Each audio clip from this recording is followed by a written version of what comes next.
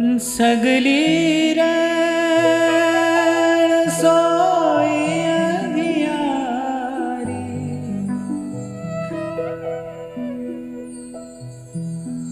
गुरु किंचित कृपा जागे,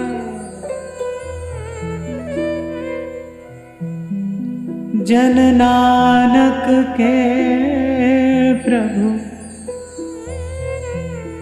सुंदर स्वामी।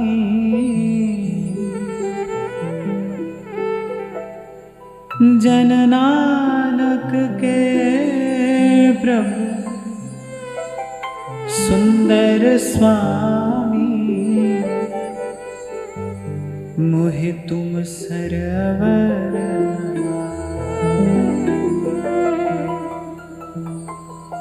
सगली रैन सोई अंधियारी,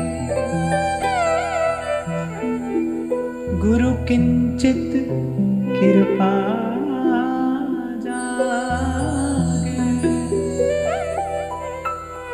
जन नानक के प्रभु सुंदर स्वामी,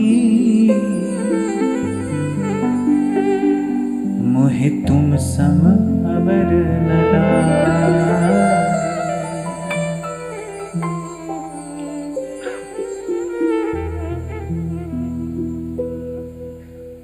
विगत 2-3 दिनों से पुनः इसी विचार का हम लोग चिंतन कर रहे हैं कि जीव की दुर्बलता, जीव का रोग वस्तुतः क्या है। कि जो निद्रा है, जो सुषुप्ति है, मोह की निद्रा, वही जीव का रोग है, वही उसकी दुर्बलता है। जो जाग गया है वो तो ईश्वर अंश, जीव अविनाशी और चेतन अमल, सहज सुख राशि, क्योंकि जानत तुम्हें हो जाए। तभी श्री कबीर साहब कहते हैं, घट घट मेरा साइया सूनी सेज न कोए, पे बलिहारी वा घट के जा घट प्रगट हुए। या महाराज बाणी में फरमा रहे हैं कि सगली रैन सोई अंधियारी और गुरु किंचित कृपा जागे। और बस गुरु की किंचित कृपा से ये सोया जीव जग गया। गुरु की किंचित कृपा से। 2 दिन पहले मैंने आपको ये निवेदन किया था कि कुछ ऐसा है, कुछ जो 3 लोक 14 भुवन में गुरु के चरण शरण के अतिरिक्त और कहीं नहीं घटेगा, कहीं संभव नहीं होगा। और वो है मोह निद्रा में सोए जीव का जाग जाना।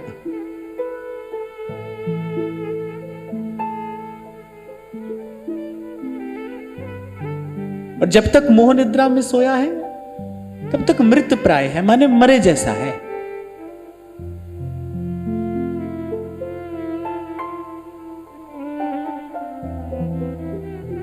जब आप और मैं भी सो जाते हैं, कभी जीव इस बात का विचार नहीं करता कि जब सोता है तो उसकी रक्षा कौन करता है। श्री मीरा जी ने यही कहा था ना। एक राजकुमार ने कहा कि आपसे विवाह करना चाहता हूं। मीरा जी ने कहा ठीक है, मेरी कुछ शर्तें हैं।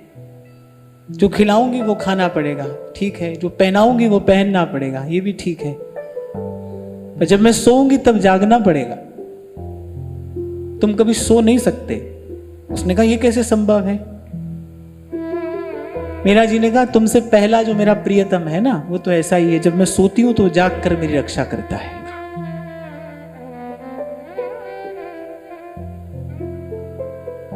तो ये जो तंद्रा है, नींद है, जो ये इसे जगाने वाला गुरु का शब्द है।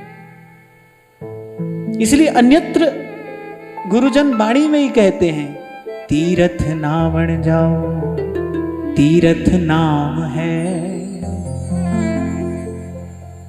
बोले कहां दौड़ते हो, कहां भटकते हो, थोड़े से पुण्य के लिए तीरथ नामन जाओ। और कबीर कह चुके तीर्थ का फल क्या है, कहते तीर्थ नहावे एक फल। हम लोगों को यही भ्रम है कि भाई हमारे धर्म में ऐसी व्यवस्था है कि कितने भी पाप कर लो और फिर बस ऐसे ही किसी दिन तीर्थ में जाके नहा लेंगे, सब पाप धुल जाएंगे। पर एक बार थोड़ी बात विचार करने की है कि आदमी सोचता है गंगा में नहाएंगे पाप धुल जाएंगे। वो जो गंगा के पुत्र हैं उनके जन्म जन्म का पाप अंत समय से पहले उनके सामने आकर खड़ा हो गया। वो जो गंगा के पुत्र ही हैं उनका पाप नहीं धुला।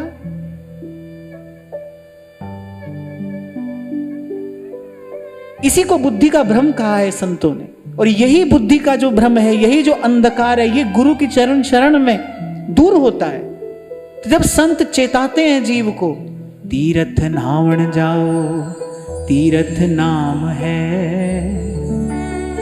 सतगुरु शब्द विचार, तीरथ ज्ञान है। अरे गुरु के शब्द का विचार कर, जो गुरु से ज्ञान मिला है उस ज्ञान का विचार कर। फिर वो जो विचार है वही तीर्थ का स्नान है, अंतःकरण के मल को धोने वाला तो वही ज्ञान है।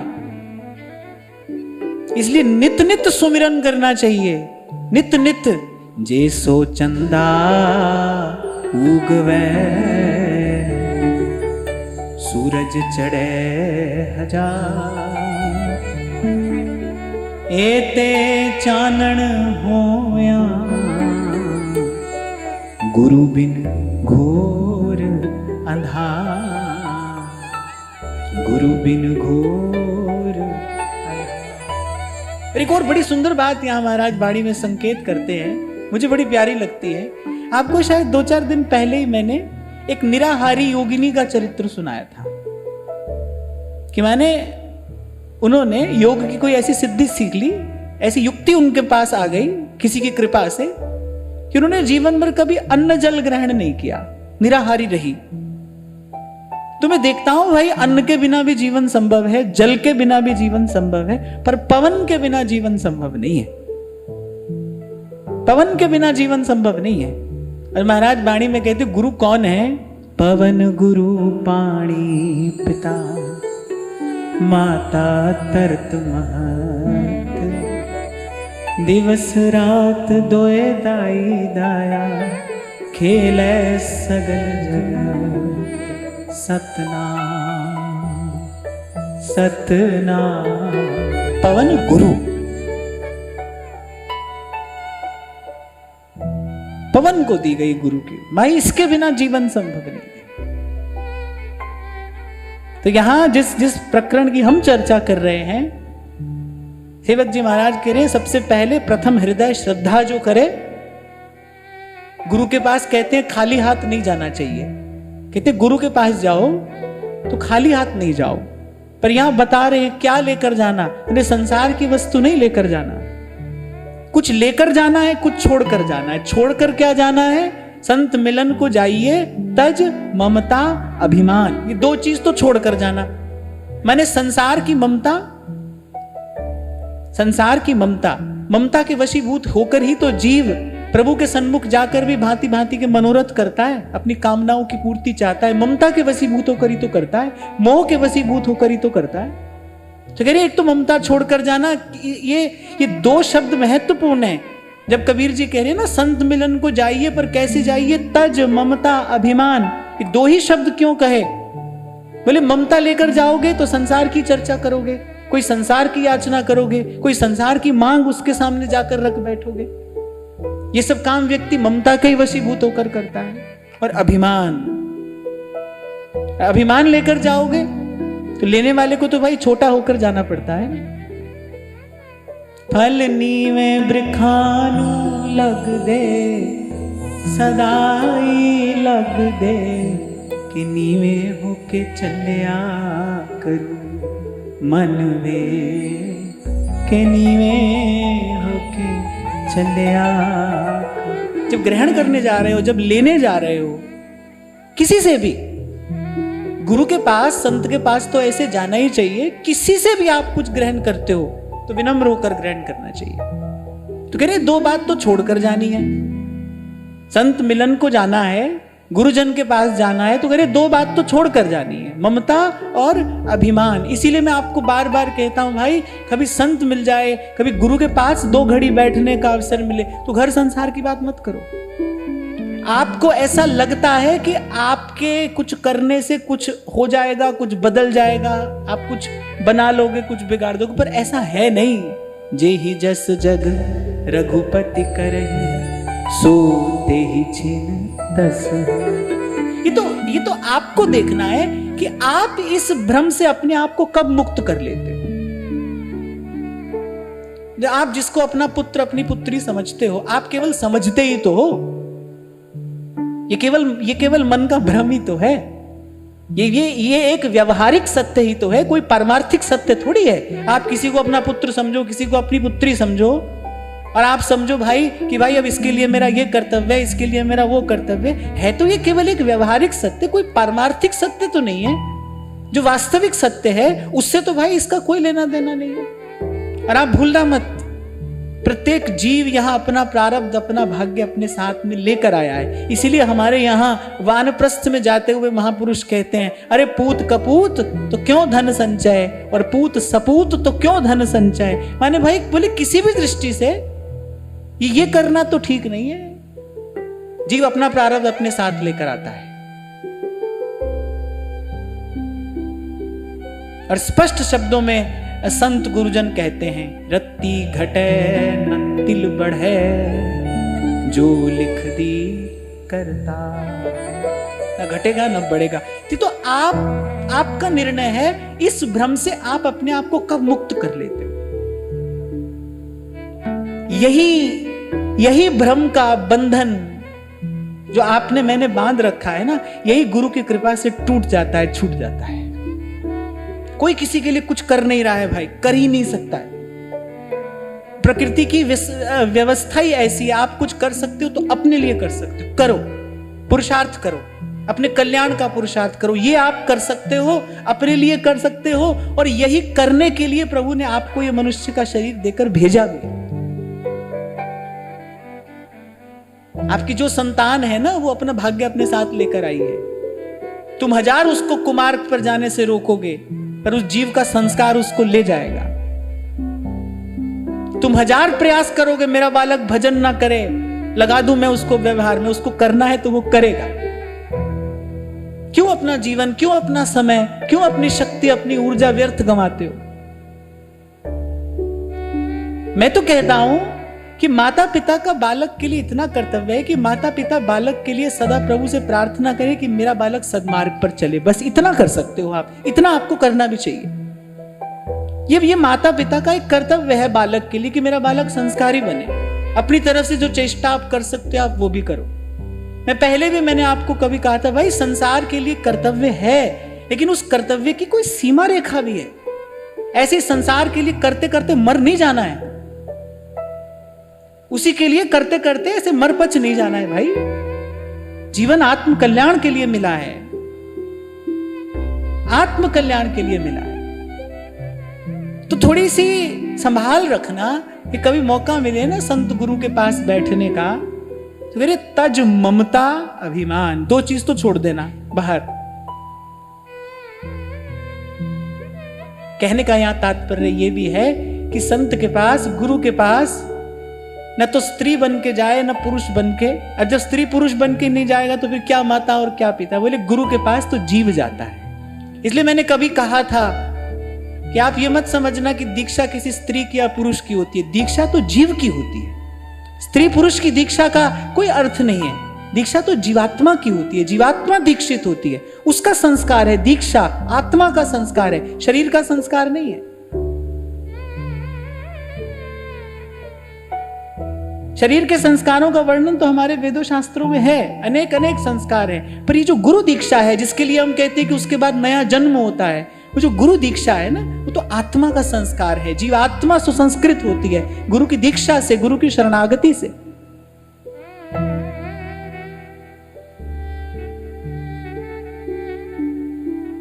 तो दो बात छोड़कर जाना, अभिमान लेकर जाओगे तो फिर कुछ ग्रहण नहीं कर पाओगे। बहती धारा से पानी भी पीना हो तो अपना सर झुका लेना पड़ता है ना। पानी भी बहता हो, आपको पानी पीना है, प्यास लगी है, तो झुककर ही तो पानी पियोगे। और मैंने तो एक और बात भी अपने इस जीवन में सीखी है, अनुभव की है, कि जब आप विनम्र हो जाते हैं, जैसे मैंने आपको कहा था ना, जब कोई शिष्य हो जाता है तो सृष्टि के कण कण में छिपा हुआ गुरु तत्व प्रकट हो जाता है। सारी सृष्टि उसके लिए पाठशाला, प्रयोगशाला हो जाती है, खुली हुई पुस्तक हो जाती है। ये सूर्य, चंद्रमा, ये नक्षत्र, ये तारे तारिकाएं, ये बहती हुई जल की धारा, ये सब कुछ ना कुछ पाठ पढ़ाने लगते हैं, ये आध्यात्म के रहस्यों का उद्घाटन करने लगते हैं। इसी को देखकर संतों ने गाया है, पवन गुरु पाणी पिता माता तरत महा। फिर प्रकृति अपना वास्तविक रहस्य, अपना वास्तविक स्वरूप प्रकट करती है।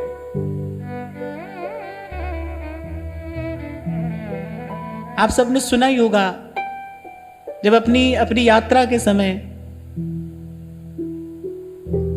श्री गुरु नानक देव जी महाराज जब जगन्नाथपुरी पहुंचे तो उनको बुलाया गया मंदिर के भीतर, आप आइए आरती करने के लिए। और महाराज ने दोनों हाथ उठाकर और ऊपर नवमंडल की तरफ दृष्टि करते हुए अर्ध निमीलित नेत्र और वाणी प्रकट होती है, गगन में थार रवचंद दीपक बरे, तारका मंडल जनक मोती। बोले देखो प्रकृति कैसी कैसी दिव्य आरती उतार रही है अपने स्वामी की। धूप मलयान पवन चमरो करे।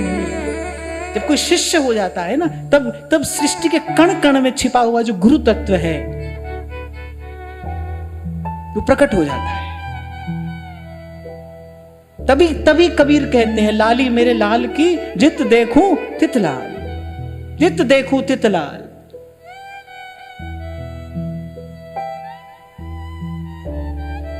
इसी को कहते हैं जीव का जाग जाना।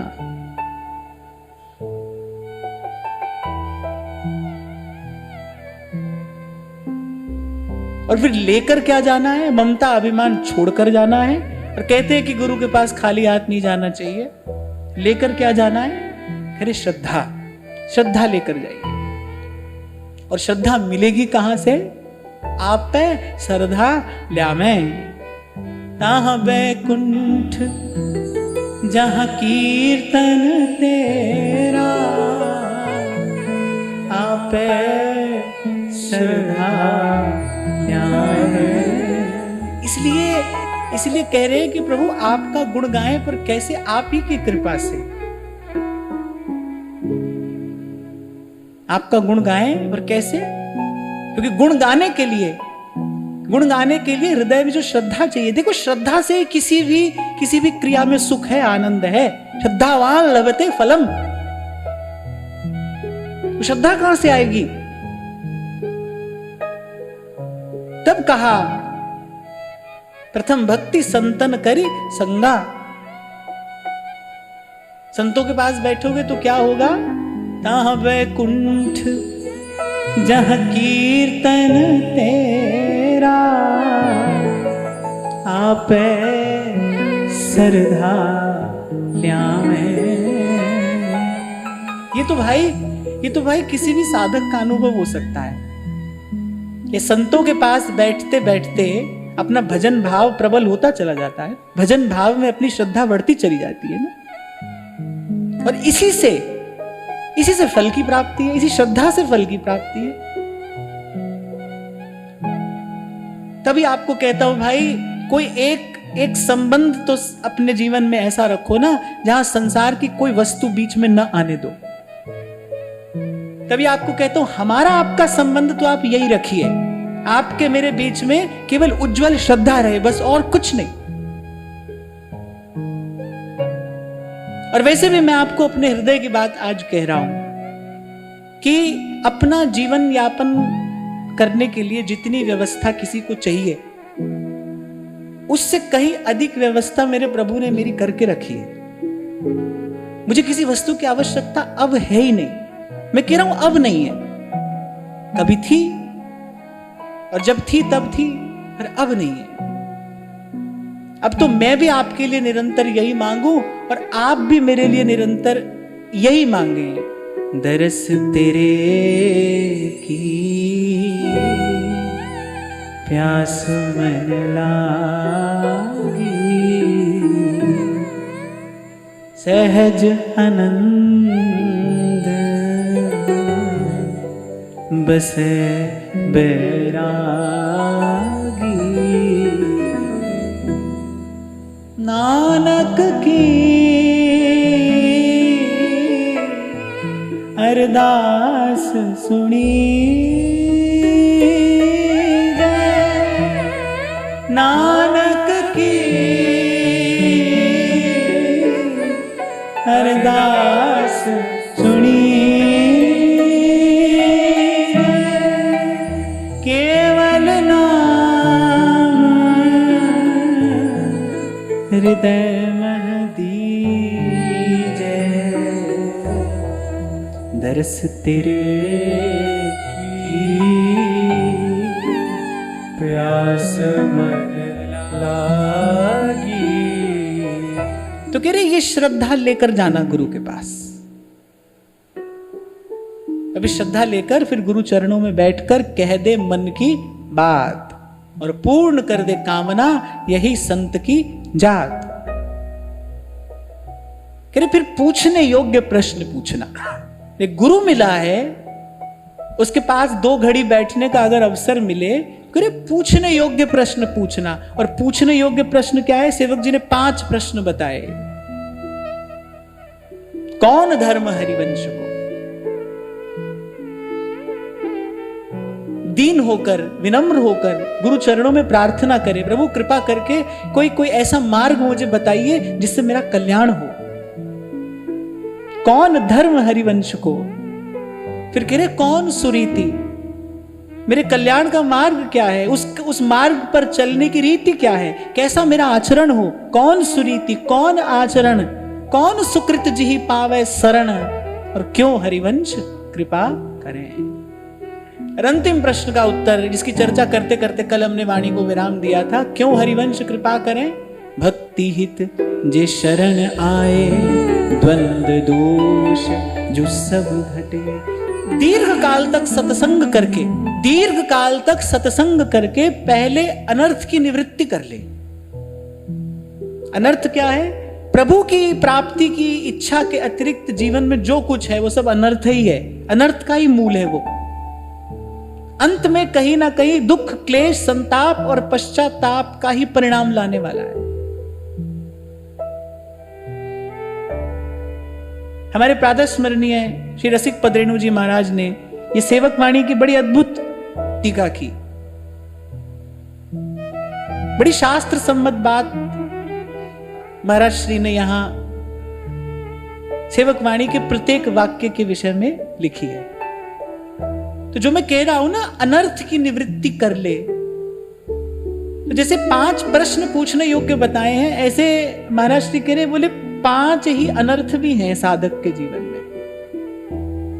और उसमें सबसे पहला अनर्थ क्या है? कह रहे मनमुखी साधना,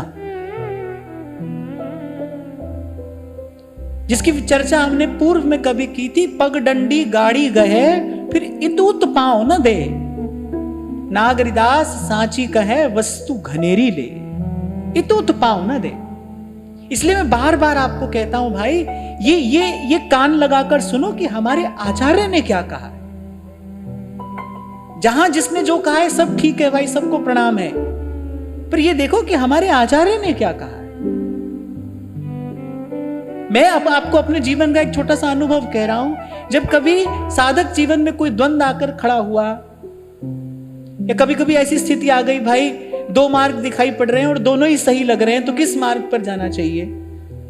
और जब किसी भी प्रकार से और किसी प्रकार से किसी विचार से उत्तर नहीं मिलता, फिर यह देखा जाता है भाई कि हमारे आचार्य की वाणी के, आचार्य के भाव के निकट कौन सा मार्ग है। हमारे आचार्य की वाणी का आधार लेकर यदि कोई मार्ग चयन करना पड़े तो कौन सा मार्ग चयन किया जाना चाहिए?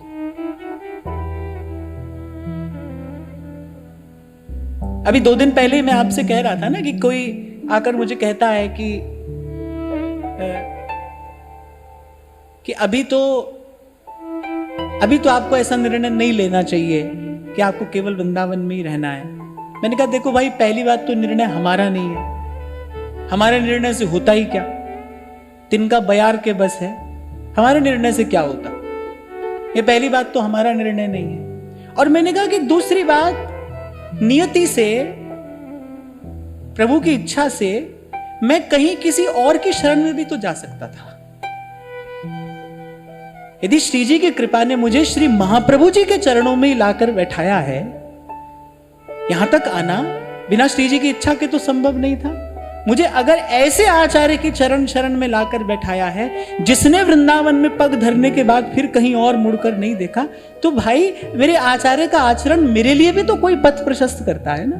मेरे आचार्य का आचरण मेरे लिए भी तो कुछ उपदेश करता है। आचार्य का आचरण ही तो उपदेश है। आचार्य अपने मुख से और कुछ नहीं कहता, उसका आचरण ही उपदेश है। वो जो कर रहा है वही आपके मेरे लिए उपदेश है, उसी का पालन आपको मुझे करना है। इसलिए मैंने कहा भाई, धर्म की, शास्त्र की सब बात ठीक है, अपने अपने स्थान पर वो सब ठीक है, पर हमको ध्यान रखना है कि हमारे आचार्य ने क्या आज्ञा की, हमारा कल्याण उससे होगा।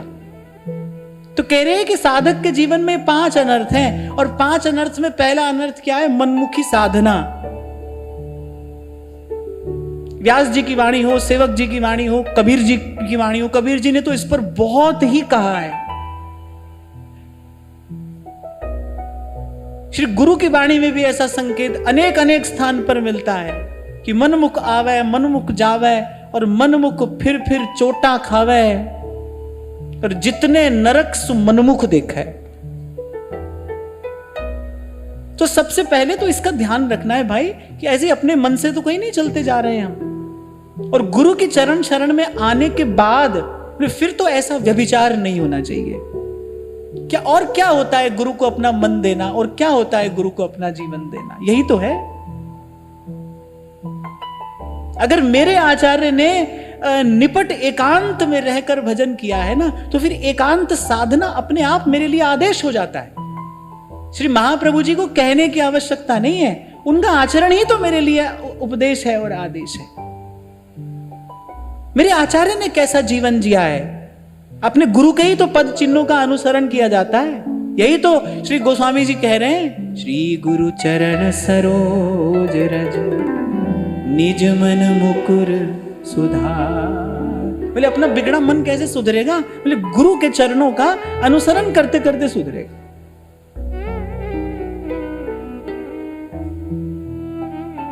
गुरु के चरण ऊपर मेरे माथे,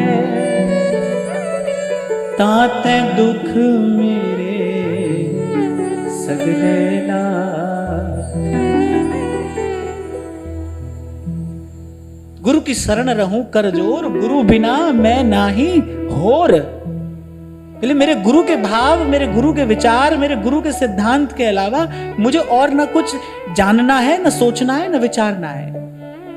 ये बात आज आप अपने साथ ले जाना। गुरु का आचरण ही आपके लिए उपदेश है, और गुरु कुछ नहीं कहेगा।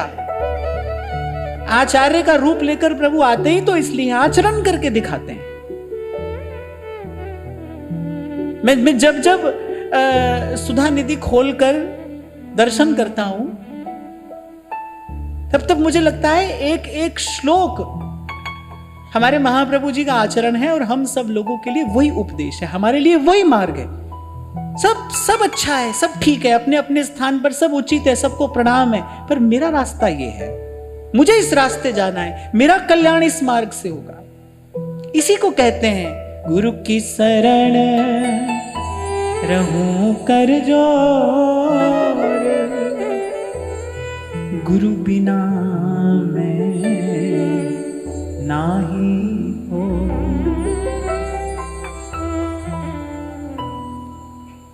अब आप सोचो भाई, थोड़ा व्यवहार के लिए करना पड़ता है, थोड़ा घर परिवार के लिए करना पड़ता है, पर ध्यान रखना कि मनमुख आचरण से साधक के आध्यात्मिक जीवन को बड़ी भारी क्षति होती है, भारी क्षति, अपूरणीय क्षति हो जाती है कभी कभी। तो ये भगवत प्राप्त महापुरुषों के अनुभव है कि सबसे पहले इस अनर्थ की निवृत्ति करें।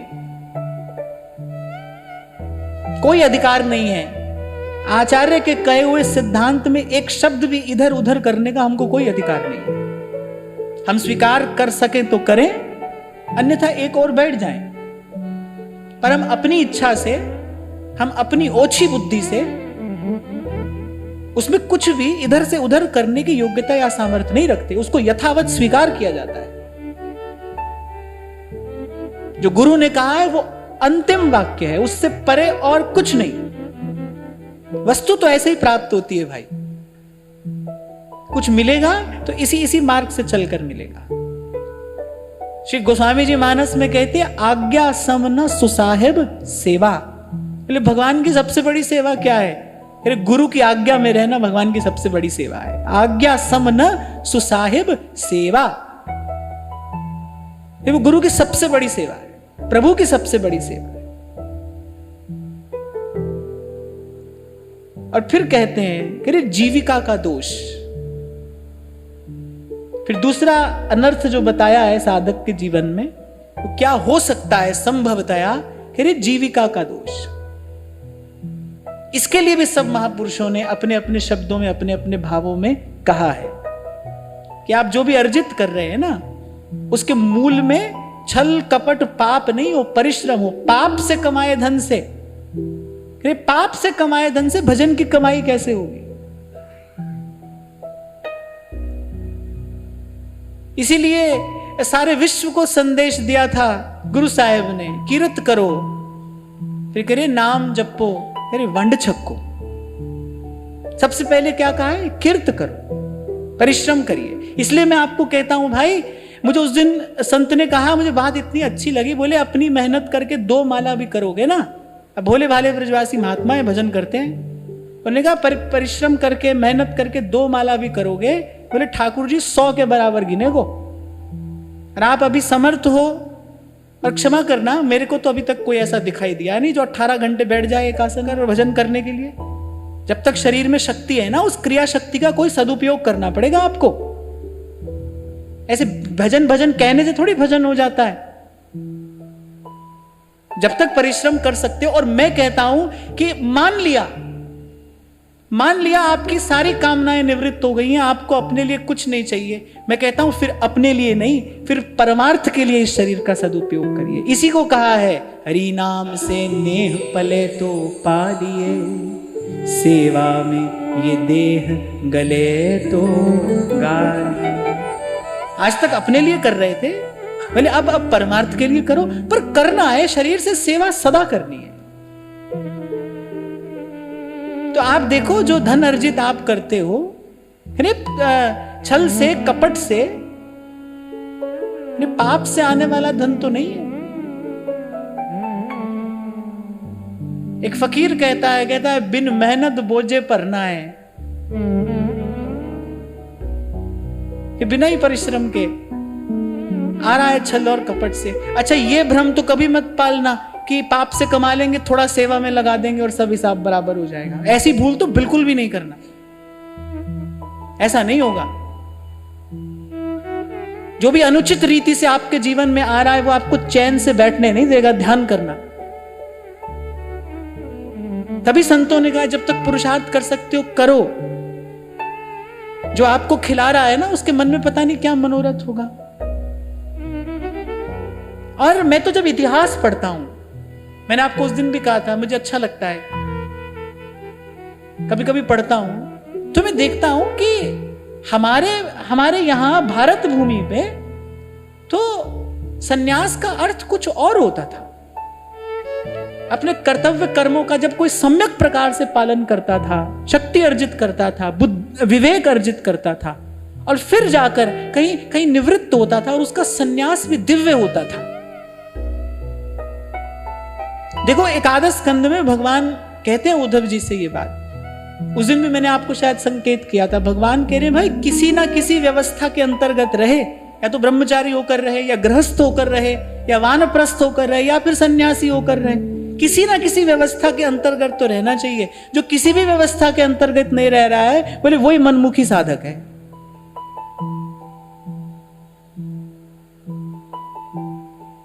क्योंकि आज एक और गलत बात हमने सीख ली है। हम लोग समझते हैं कि भाई पाप से कमाएंगे, खूब कमाएंगे और थोड़ा सा सेवा में लगा देंगे, धन की शुद्धि हो जाएगी। नहीं, धन की शुद्धि ऐसे नहीं होती, ऐसे नहीं होती। और कुछ समय पूर्व मैंने आपसे कहा था भाई पहले निश्चित कर लो कि परमार्थ के मार्ग पर चलना भी है कि नहीं चलना। नहीं चलना है फिर तो भाई जो कर रहे हो ठीक है, समय पर भर लोगे। पर लगन अगर आध्यात्म के मार्ग पर चलना है तो तन मन प्राण को साधते हुए चलना पड़ता है इस मार्ग पर। There are some dos and don'ts. कुछ आप कर सकते हो, कुछ आप नहीं कर सकते। इसीलिए कह रहे हैं कि कुछ बातें करने की हैं और कुछ नहीं करने की हैं। जो नहीं करने की वो भी कान लगाकर ध्यान लगाकर सुनो। पहला अनर्थ क्या है? मनमुखी साधना। दूसरा क्या है? जीविका का दोष। जीविका का दोष। मैंने देखा भाई, आज भी आप ब्रज के भक्तों का चरित्र पढ़िए। आज तो भाई हमारे जैसे साधु हो गए ना। व्यास जी कहते हैं अब हम हूं से भक्त कहावत, माला तिलक स्वांग धर और हरि को नाम बेच धन लावत। भगवत रसिक देव जी तो एक बात कहते हैं, कह रहे वेशधारी हरि के उर साले। बोले साधु का वेश धारण करके और जो फिर उचित व्यवहार नहीं करता है, बोले ऐसा वेशधारी तो भगवान के हृदय में कांटे की तरह चुभता है। भगवत रसिक देव कह रहे वेशधारी हरि के उर साले, नाचे गावे चित्र बनावे करे काव्य चटकीली, सांच बिना हरि हाथ न आवे सब रहनी है ढीली। तो भाई ब्रज के भक्तों का आप चरित्र पढ़िए। पूरे दिन में 4 या 5 ब्रजवासियों के यहां से एक एक टूक महात्मा लेकर आते हैं, एक एक टूक। और वो भी किसी अतिथि अभ्यागत या किसी साधु वैष्णव को पवा कर और फिर पाते हैं और फिर भजन करते हैं।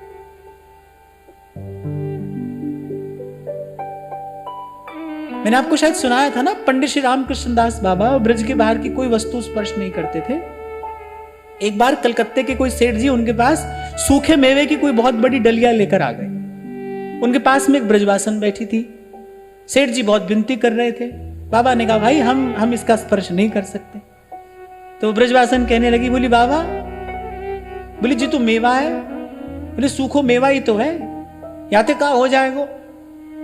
उसको ये लगा कि शायद किसी के हाथ का बना हुआ बाबा नहीं पाते हो। तो बाबा ने कहा बाबा ये तो सूखो मेवा है, याते का है जाएगा। बाबा ने बड़ी गंभीर वाणी से उस ब्रजवासन से कहा कि बोली लाली तू भजन करे। बोली ना बाबा। तो बाबा ने कहा फिर तोय का पता क्या है जाएगा, तो भजन ही ना करे। जो भजन करता है उसको पता है क्या हो जाएगा। हमारे यहां अरण्य अली जी की तो एक छोटी सी रचना ही है, स्वप्न प्रसंग। शायद 12 या 13 स्वप्न उन्होंने अपने लिखे हैं, अपने अनुभव, कि कैसे अनुचित रीति से ग्रास खाने के बाद उनको उनकी भावनात्मक कितनी बड़ी क्षति हुई। सावधान किया है वो। इसलिए कहा है कीर्त करो, मेहनत करिए, परिश्रम करिए, जो आप कर सकते हैं वो करिए। अरे बिना मेहनत के तो शरीर को भी भोजन अच्छा नहीं लगता। बिना परिश्रम के तो शरीर को भी भोजन अच्छा नहीं लगता। मेहनत करोगे तो भूख लगेगी ना। आज तभी तो छोटी छोटी आयु में मनुष्य जो है वो अनेक रोगों का शिकार होता जा रहा है। इसका एक ही तो कारण है, क्योंकि हमारे जीवन में शारीरिक परिश्रम नहीं रह गया है। शारीरिक परिश्रम नहीं है, शरीर हम हिलाना ही नहीं चाहते। और अब तो क्या किस ओर चले हम, कह रहे आर्टिफिशियल इंटेलिजेंस। शरीर भी ना हिलाना पड़े, दिमाग से सोचना भी ना पड़े, कुछ करना ही नहीं पड़े। मैं तो कई बार सोचता हूं कि मनुष्य की बुद्धि को हो क्या गया है। क्या मनुष्य बिल्कुल जड़ पत्थर की मूर्ति सी हो जाना चाहता है? ना उसको शरीर हिलाना पड़े, ना उसको कुछ सोचना पड़े, ना विचार करना पड़े। ये कौन सी दिशा में जा रहे हैं? ये कौन सा विकास हो रहा है भाई? मुझे तो कभी कभी डर लगता है। तो कह रहे दूसरे अनर्थ की निवृत्ति यथा संभव यथा शीघ्र करे जीविका का दोष। मैं फिर एक बार याद करके आगे बढ़ूंगा कि कपड़ा बुनते हैं कबीर जी, और कहते हैं कबीर जी को कभी कपड़ा बेचने के लिए बाजार तक तो जाना ही नहीं पड़ा। क्यों? कहते रास्ते में कोई संत मिल जाता था। अच्छा, संतों को कबीर जी के हाथ का कपड़ा बुना बड़ा प्रिय है। राम राम रटते रटते कबीर चदरिया बुनते हैं। संतों को इतना प्रिय है कबीर जी के हाथ का बुना कपड़ा, इसलिए कबीर जी के घर तक तो कमाई बहुत कम ही पहुंचती थी। एक बार तो ऐसा हुआ कि हाथ से वस्त्र लेकर जा रहे हैं और पत्नी ने कहा कि आज कुछ लेकर आना, खाली हाथ मत लौट आना। अब कबीर जी तो एक ही शब्द जानते थे, बोले जैसे ही हमारे राम की इच्छा। अब बोलकर चल दिए। मार्ग में एक संत मिले। अब आधा वस्त्र फाड़कर कबीर जी ने उनको देना चाहा। संत कहने लगे, बोले पूरा ही दे दीजिए। बोले आधे से हमारा भी कुछ नहीं होगा और बचे हुए आधे से आपका भी कुछ नहीं होगा, बोले पूरा ही हमको दे दीजिए। तो बाजार तक तो कभी कबीर पहुंचे ही नहीं, व्यवस्था तो सब प्रभु ही कर देते। लेकिन आप देखो उस महापुरुष की चेतना, वो कह रहे प्रभु किसी भी दृष्टि में आपके अतिरिक्त किसी से मांगना हमको स्वीकार नहीं है। कैसी बने तुम संगे आप न देहो तले हूं मंगे। आप न दो तो मैं मांगने जाऊं, पर मांगना नहीं अच्छा लगता है, मुझे याचना स्वीकार नहीं है। कोई होगा इस युग में कबीर जैसा कोई साधु होगा? क्या व्यास जी लिखते हैं कबीर जी के लिए, बोले कली में सांचो भक्त कबीर। मेरे भक्त तो बहुत हुए, बोले एक सच्चा भक्त हुआ है, कली में सांचो भक्त कबीर। और उनका जीवन देखो, करे नहीं भाई मांगना स्वीकार नहीं है हमको। यही मैं आपको भी निवेदन कर रहा था ना, संत का भक्त का जो आचरण है, जो उसका जीवन है, वही उपदेश है। हो सकता है उसने हमारी तरह प्रवचन ना किया हो, कोई उपदेश ना किया हो, लेकिन उसका पूरा का पूरा जीवन ही ग्रंथ है। उसकी एक एक चेष्टा उपदेश है, उसका एक एक विचार सिद्धांत है।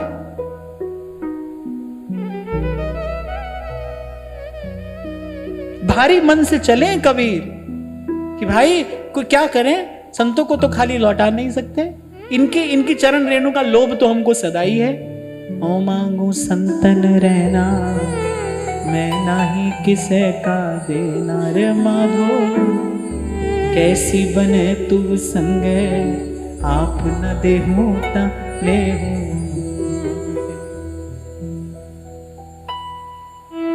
शायद अभी पिछले सत्र की बात है ना, किसी बहन ने पूछा था कि मेरा भाई जो है, मैं जानती हूँ वो गलत कार्य करता है और वही पैसा कमा कर मुझे यहाँ पर भेजता है, तो क्या ठीक है? मैंने कहा नहीं भाई, ठीक तो इसको किसी भी प्रकार से नहीं कहा जा सकता है।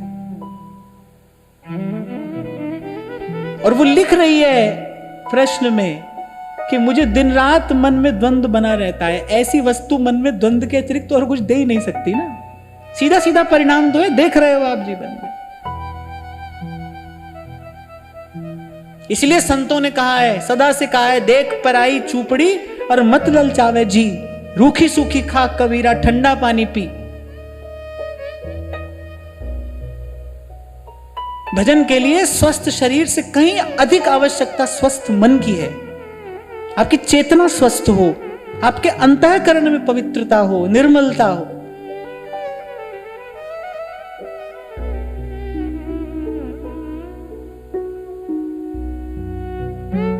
और सूखी रोटी खाकर भी सूर्य के जैसे चमचमाते दमदमाते संतों का दर्शन इस भारत भूमि ने सदा ही किया है, जिनके मस्तक पर ब्रह्म तेज झलमलाता है।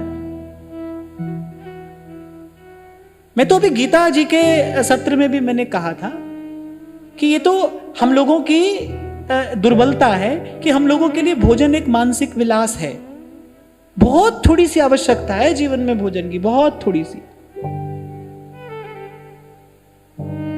हाँ, पर ऐसा मैंने संतों से सुना है, वो कहते थे, बोले बेटा भजन और भोजन जितना बढ़ाओ उतना बढ़ जाएगा, जितना घटाओ उतना घट जाएगा। और सच है, ये बिल्कुल ऐसा ही है। आप जितना बढ़ाते चले जाइए उतना बढ़ता चला जाएगा।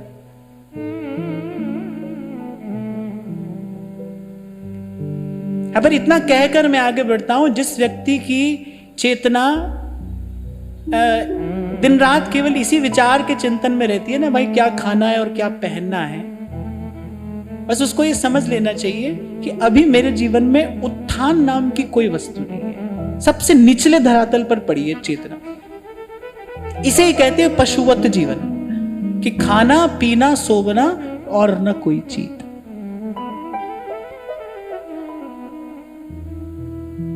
अब जैसे कभी कभी ये बालक मुझे भोजन परोसता है, मैं भोजन कर रहा हूं, मुझे भोजन परोसता है, तो कभी कभी बीच में से पूछ लेता है कि सब ठीक है। अभी पूछता है तो मुझे याद आता है कि हाँ भाई ठीक है कि नहीं है।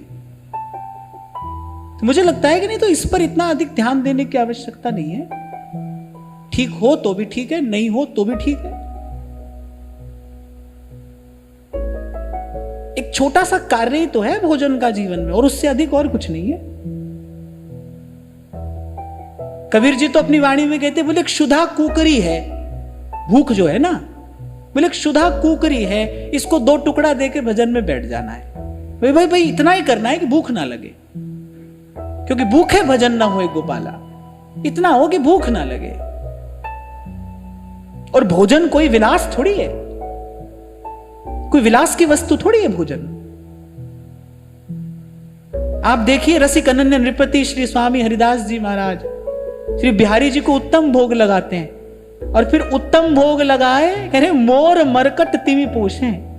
बिहारी जी के आग्रह करने पर उस प्रसाद में से कण प्रसाद श्री स्वामी जी ग्रहण करते हैं, बहुत आग्रह करने पर। अच्छा, आज हमारे लिए यही लाड़ दुलार का साधन है। स्वयं को भी यही दे दे कर दुलारते हैं, दूसरे को भी। मेरे से तो कोई बहुत बात करे ना भोजन की, क्या खाएंगे कैसे, तो मुझे तो बड़ी खीज होती है, क्योंकि भाई मुझे अपनी चेतना को कहीं और से कहां तक लेकर आना पड़ता है। इसलिए मैं तो कहता हूं भाई जो प्रसाद है दे दो, पूछो मत सही है नहीं है, अच्छा है बुरा है कैसा है, लाओ दे दो बस।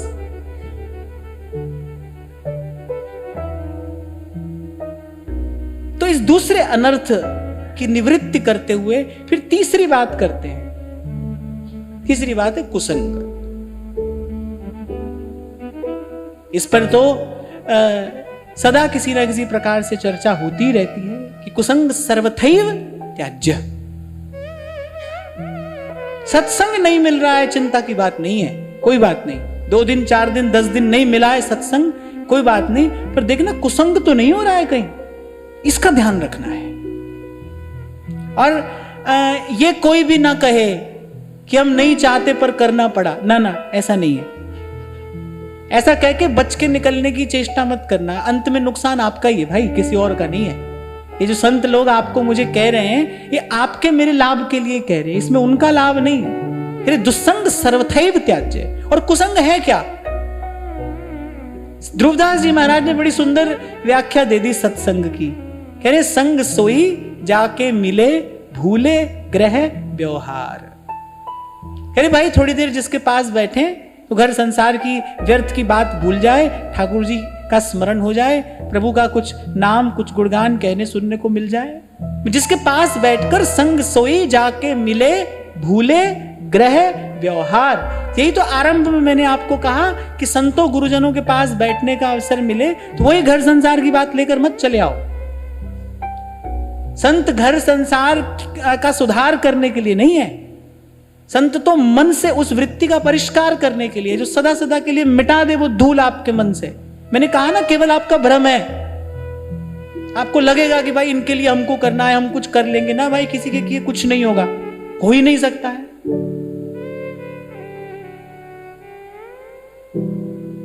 बालक को जन्म देते ही माता चली जाती है, बालक बड़ा नहीं होता है, होता ही है। कैसी कैसी विपरीत परिस्थितियां संसार में देखने को मिलती हैं। एक बड़ी सुंदर घटना मुझे याद आ गई। छत्रपति शिवाजी, उनके गुरु हैं समर्थ स्वामी श्री रामदास जी महाराज। शिवाजी के राज्य में अकाल पड़ा और श्री शिवाजी महाराज ने अपना सारा भंडार खोल दिया। अब भंडार तो खोला, एक दिन शिवाजी के मन में बैठे बैठे कहीं ये भाव आ गया कि यदि अपना भंडार नहीं खोलते ना तो सब लोग भूखे मर जाते। अब गुरु हैं, उनका नाम ही है समर्थ, और वो सर्व समर्थ हैं। उनको चिंता हुई कि बोले भाई ये तो चेला गलत रास्ते जा रहा है, इसको तो अभी के अभी रोक देना चाहिए। वो तो अगले दिन पहुंच गए, योग सिद्ध महापुरुष थे, वो भगवान का अंश है। पहुंच गए द्वार पर, शिवाजी ने आसन पर बैठाया, चरण पखारे, और सेवा शुश्रूषा के बाद जब पास में बैठे तो सदगुरुदेव ने लीला की।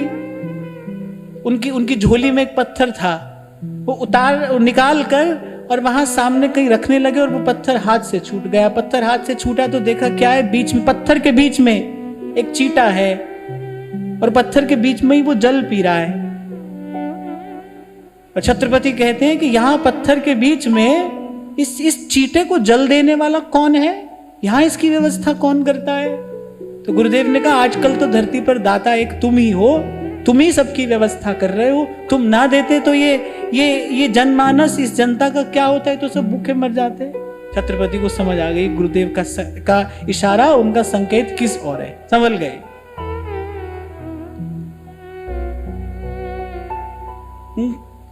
तुद आगे अरदास हमारी, जी जंत सब तेरा। संत की वाणी आपको वास्तविकता का दर्शन कराती है। सत्य क्या है, संत के पास आकर देखिए। तुद आगे अरदास हमारी, जी जंत सब तेरा। कहो नानक सब तेरी वड्याई, कोई नाम न जाने मेरा। जी जंत सब तुद उपाय, पर जित जित पाणा तित तित लाए। सब कुछ कीता तेरा होवे, नाहिन किच्छा साड़ा जी।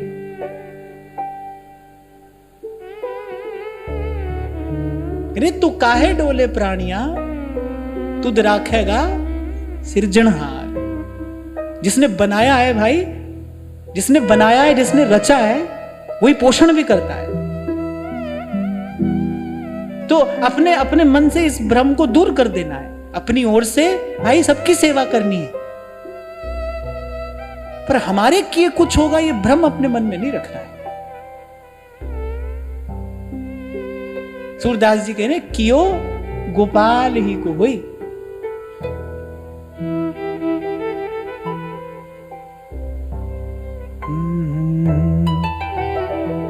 रैम तेरी सुख पाया सदा, तू काहे डोले प्राणिया, तुद राखेगा सिरजनहार। जिन पैदाइश तू किया है, सोई दे आधार। सुख पाया सुख पाया, रैम तेरी सुख पाया सदा, रैम तेरी सुख पाया।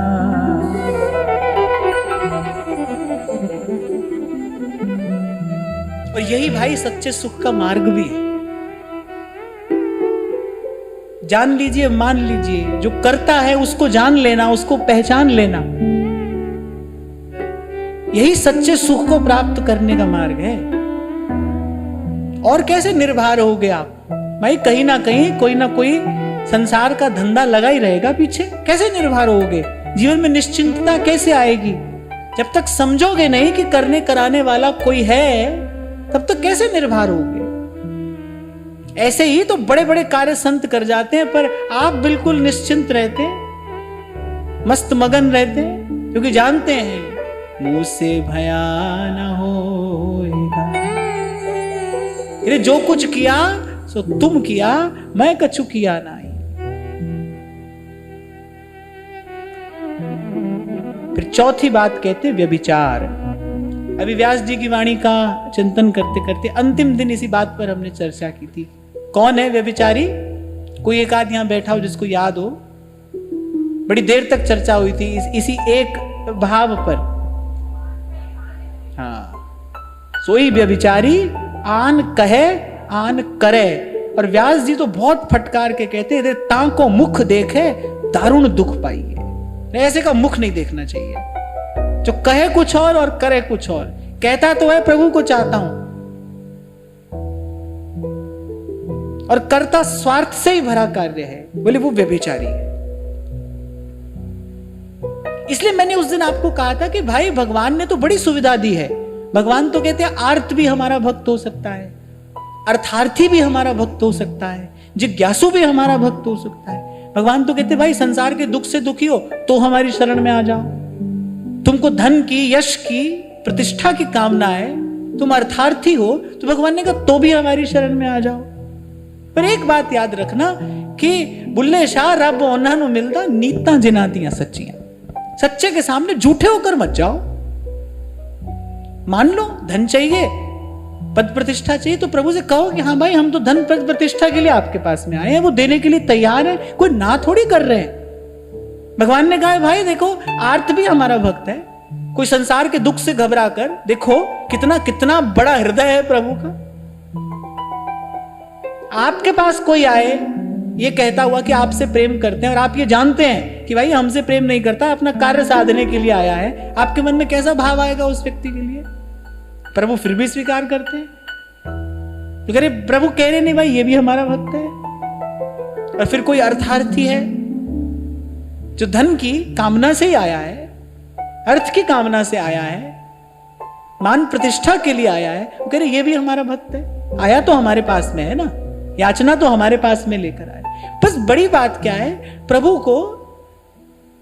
को दम भी नहीं सुहाता है, चाहता कुछ और है और कहता है कि मैं प्रभु आपको चाहता हूं।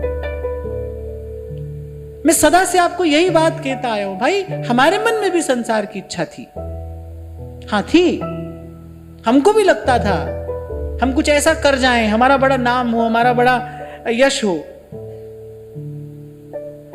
हाँ ठीक है, संत कृपा से, भगवत कृपा से संसार की क्षुद्र वस्तु की कामना कभी नहीं रही, पर संसार की इच्छा तो थी ना, हमारा बड़ा यश हो, हमारी बड़ी प्रतिष्ठा हो, संसार की इच्छा ही तो है। पर जैसे विभीषण जी कहते हैं ना, और कछु प्रथम वासना रही। हाँ प्रभु, आपके पास आने से पहले, आपका दर्शन करने से पहले हमारे मन में संसार की इच्छा थी। प्रभु पद प्रीति सरित सो वही। लेकिन प्रभु की कृपा करुणा का क्या वर्णन करूं कि प्रभु ने अपने चरणों में, अपने धाम में स्थान देके धीरे धीरे मन की उन समस्त कामनाओं के मल को धो दिया। जैसे मां बालक के शरीर पर लगे मल को धो देती है ना, धोकर फिर कैसे उसको अपनी छाती से लगा लेती है, और केवल इतना ही नहीं, जड़ देती है चुंबन उसके गाल पर। मां को कभी याद भी नहीं रहता कि मैंने बालक के शरीर का मल धोया है, मां को कभी याद नहीं रहता। तभी संत प्रभु को इसी प्रकार पुकारते हैं, रामैया हो बारक तेरा, काहे न खंडस अवगुण मेरा, सुत अपराध करत जेते, जननी चेत न राखसते, रामैया मैया हो बारिक तेरा। तभी कह रहा हूं भाई, ऐसे ऐसे ऐसे सच्चे साहेब के सामने झूठे होकर मत आइए, जैसे है वैसे आ जाइए। आना ही बहुत है, आना ही पर्याप्त है।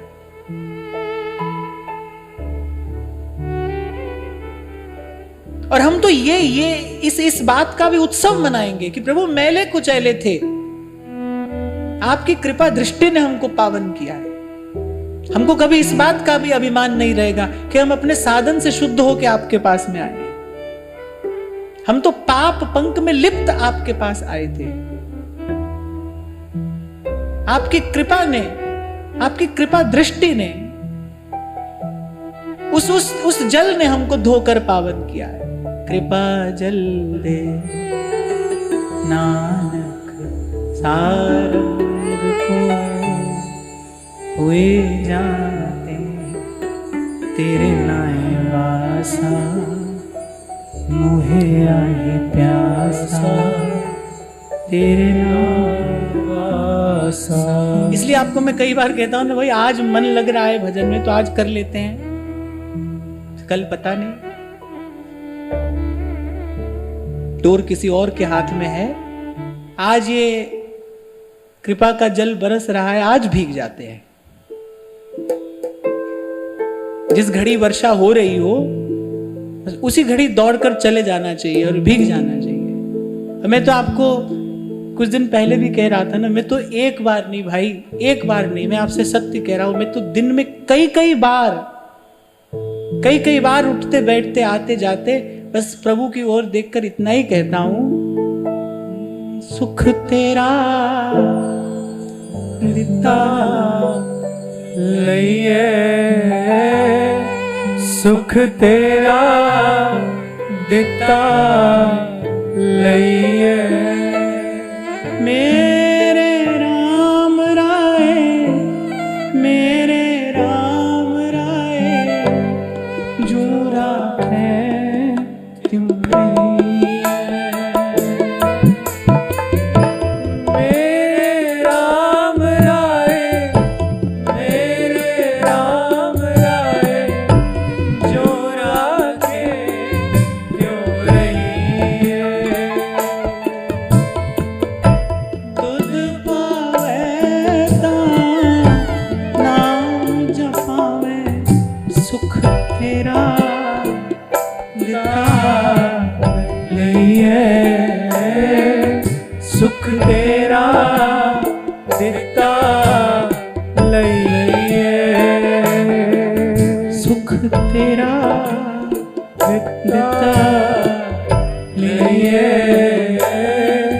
सुख तेरा देता लइए।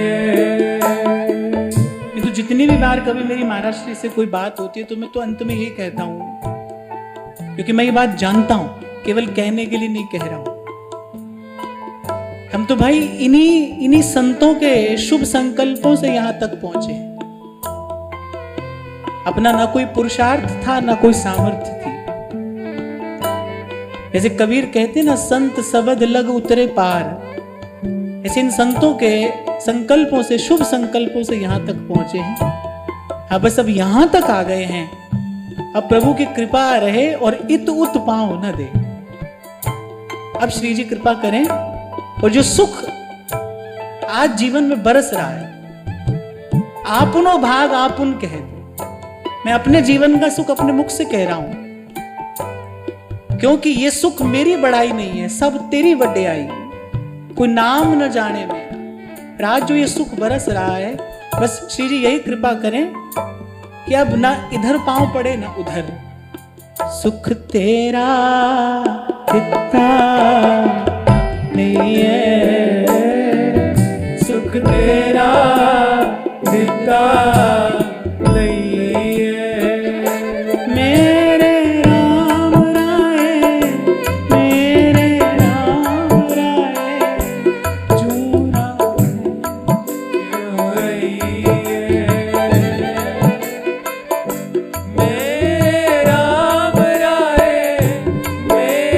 राम राय, जो राखे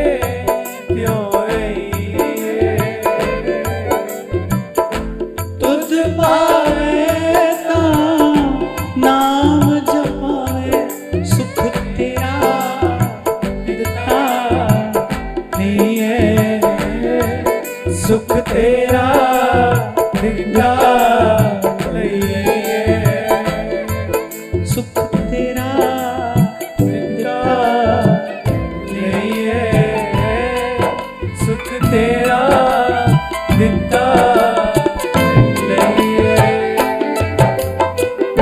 उनको तो भाई यहाँ तक आने के बाद इतनी बात समझ में आई। बाबा फरीद कहते मैं कुजज्जी चज न कोई,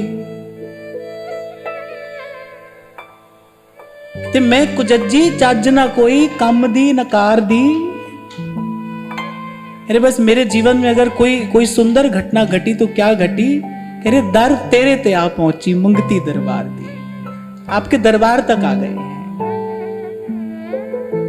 भोरी हित जन दीन की बिनती अवश्य ये मानिए, और कोटि जन्मन की भिखारन आपनी पहचानिए। कुछ नहीं चाहते हैं भाई प्रभु हमसे, कुछ नहीं चाहते। भजन साधन तो हमको क्यों करना है? सेवक जी कह रहे बीत काल सब जाइयो, कालाक्षेप कैसे करेंगे?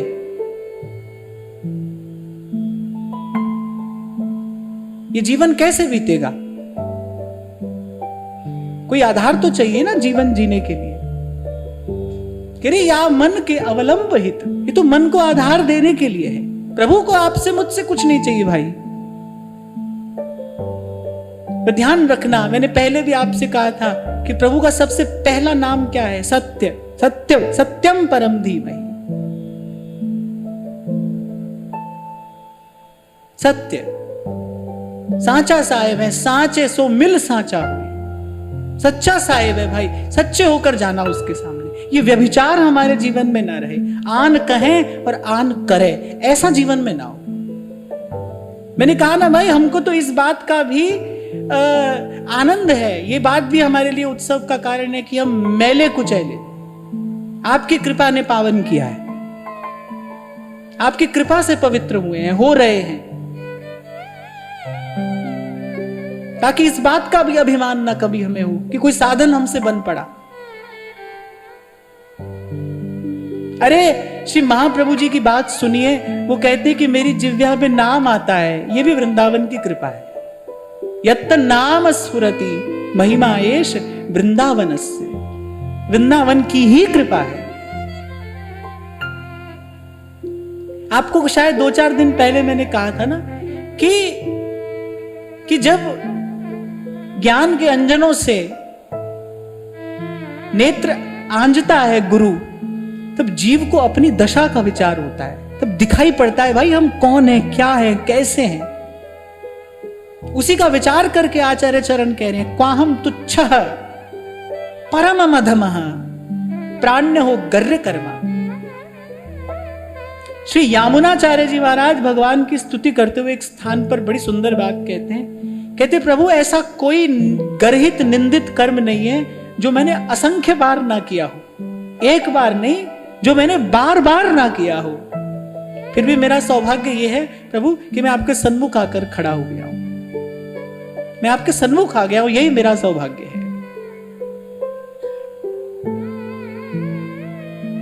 और फिर सहजोबाई जी कहती है जब हम आपके सन्मुख आ गए ना, कह रहे अब तुम अपनी ओर निहारो, अब आप अपना बिरद विचारिए।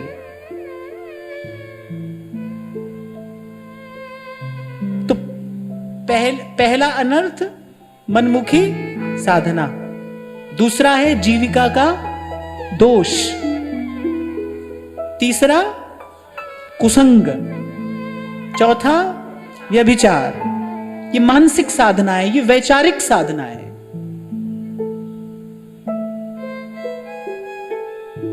यहां वैचारिक पवित्रता की, यहां भावनात्मक अनन्यता की बात है।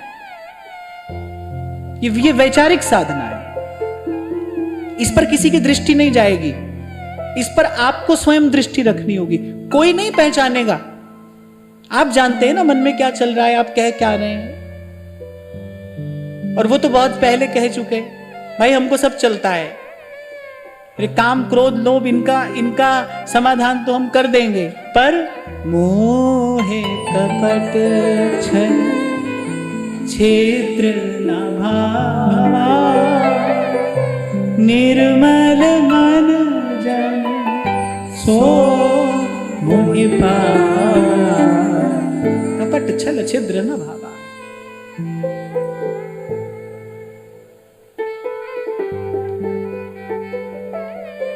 और पांचवी बात कहते, किसी भूल से भी कभी प्रभु के किसी प्यारे संत का, भक्त का अनादर ना हो जाए, उसकी अवज्ञा ना हो जाए। कह रहे भक्त द्रोह को जतन नहीं होत वज्र की लीक। ये पांचवी बात है। अच्छा, लेकिन ये पांचवी बात को थोड़े और विचार की आवश्यकता है। अब भाई देखने से तो भक्त पहचानने में आता नहीं है, देखकर तो पहचाना नहीं जाता है भक्त को। अरे क्या आपको मुझे क्या पता है कोई अपने भीतर कितना गहरा, कितना सुंदर भाव प्रभु के लिए लेकर बैठा हो। तो भक्त का अनादर ना हो, ये बात कैसे आएगी जीवन में? प्रयास करो आपकी ओर से किसी का भी अनादर ना हो। पता नहीं कौन भगवान का भक्त हो, क्या पता है। क्योंकि भक्ति तो भाई ये तो अंतर्यामी जानता है ना, देखकर तो नहीं पहचाना जा सकता है। इसलिए प्रयास हो कि भाई हमारी ओर से किसी का भी अनादर, किसी की भी अवहेलना ना हो। सेवक जी महाराज आगे कहेंगे, दुखद वचन कबहू न कहाई, संतत सकल सुनहु चित लाई, श्री हरिवंश प्रताप जस। दुखद वचन कबहू न कहाई। कहीं किसी पुस्तक में मैंने पढ़ा था, कहते सर्प से अधिक विष जो होता है ना, वो सर्पिणी में होता है। सर्प से अधिक विष सर्पिणी में होता है, और ऐसे ही वाण से अधिक गहरा घाव वाणी से होता है, वाणी से हो सकता है। दुखद वचन कबहू ना कहे, कठोर शब्द ना कहा जाए किसी, क्योंकि आपके कठोर शब्द का जो तीर है, वो जहां किसी के अंतर मन को जाकर भेदता है, वहीं पर अंतर्यामी रहता है। आपकी बात से अगर किसी का हृदय पीड़ित हुआ है, वहीं पर तो अंतर्यामी रहता है। प्रभु का वास्तविक घर तो वही है। इसलिए दुखद वचन कबहू ना कहा। तो जो 5 करने योग्य कार्य हैं, उनका भी सतत विचार करना है, लेकिन भरसक प्रयास करके सत्संग और भगवान नाम, इन दोनों से आत्म बल बढ़ाते हुए इन 5 अनर्थों की निवृत्ति भी साधक को अपने जीवन से करनी है।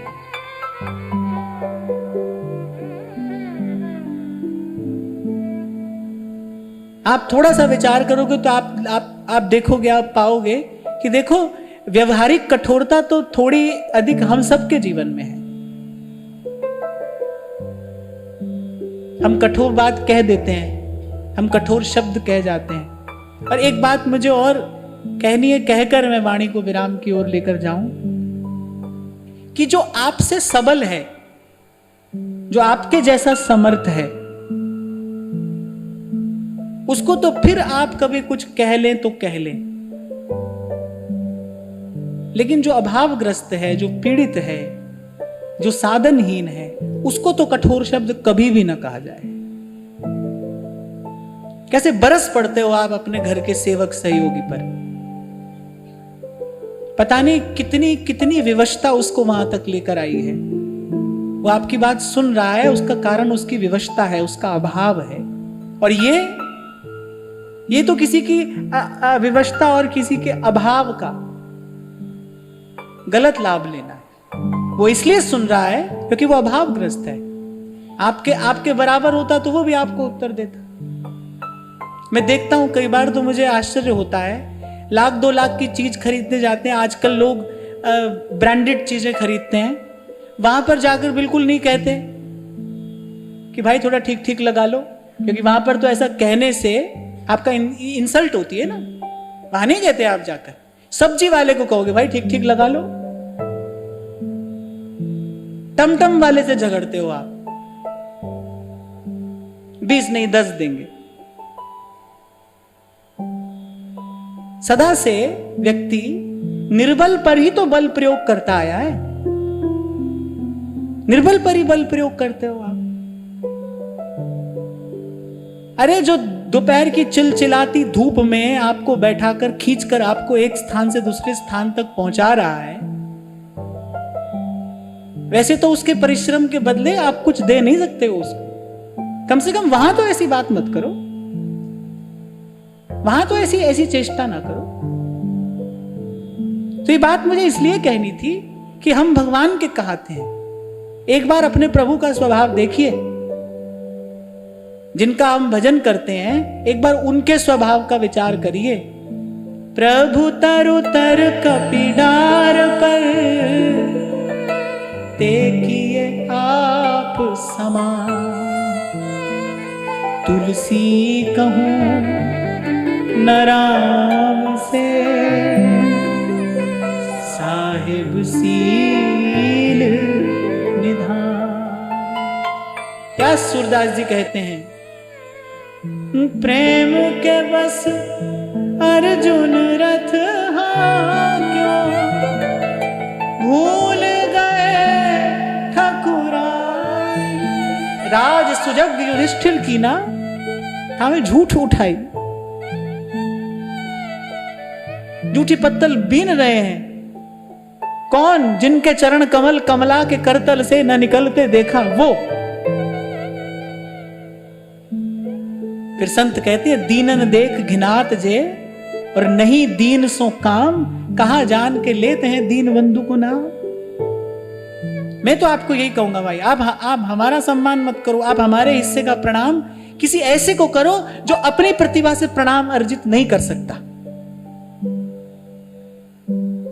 आप हमारे हिस्से का आदर किसी ऐसे को जाकर दो कि आपके दिए हुए आदर से उसके मुख पर पूरा दिन मुस्कान बनी रहे। आप दो बोल प्रेम से बोलोगे ना, उसके मुख पर पूरा दिन मुस्कान बनी रहेगी। वहां जाकर दीजिए आदर, वहां सम्मान दीजिए।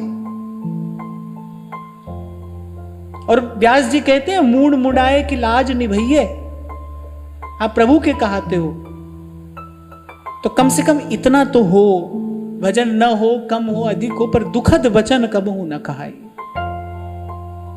किसी का हृदय दुखे ऐसी बात ना कहिए, कि सह लीजिए कहिए नहीं। सहत सहत बाड़े भगति, ग्रह तन गुरु हित गार।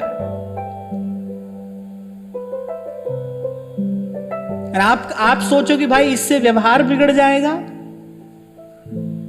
आप सोचो भाई इससे तो हमारा व्यवहार बिगड़ जाएगा, तो भाई इसका समाधान भी संत करते हैं। भगवत जो प्रभु सो लगे, तज नश्वर संसार, सब लज्जा भगवान को, क्यों बिगड़े व्यवहार। पहली बात तो व्यवहार के बनने या बिगड़ने की चिंता होनी नहीं चाहिए, क्योंकि ये बने तो भी कुछ नहीं है, तो भी भ्रम है, बिगड़ जाए तो भी भ्रम है। क्या हुआ, सपने में आप भिखारी हो गए या सपने में आप करोड़पति हो गए, है तो सपना ही, थोड़ी देर के बाद नहीं रहेगा। ऐसे व्यवहार बन जाए तो भी थोड़ी देर के बाद नहीं रहेगा, बिगड़ जाए तो भी थोड़ी देर के बाद नहीं रहेगा। तो पहले तो व्यवहार की चिंता हो ही ना, और बहुत चिंता हो तो भी संतों ने समाधान कर दिया है। सब लज्जा भगवान को, क्यों बिगड़े व्यवहार। और कोई भाई थोड़े से धन की हानि कराकर अगर आपका परमार्थ बनाता हुआ जा रहा है ना, तो कोई घाटे का सौदा नहीं है। हम तो आपको यही कहेंगे, ये कोई घाटे का सौदा नहीं है, अंत में हमारा लाभ ही है। और भाई अंत में आना तो यही है ना, मन वे ए पूंजी श्वासा एनुलादे प्रभु दे लेखे, ए जग पे अवेखे, भजन कर गोविंद ना मन वे, भजन कर गोविंद दा।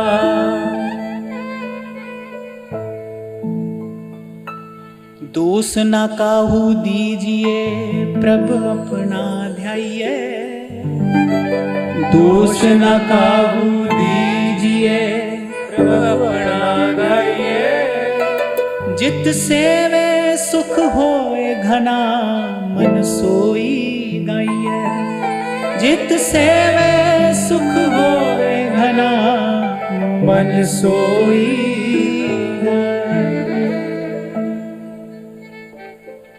तो इसी विचार के साथ आज की वार्ता श्री जी के चरणों में निवेदन करते हैं। महाराज श्री के चरणों में प्रणाम।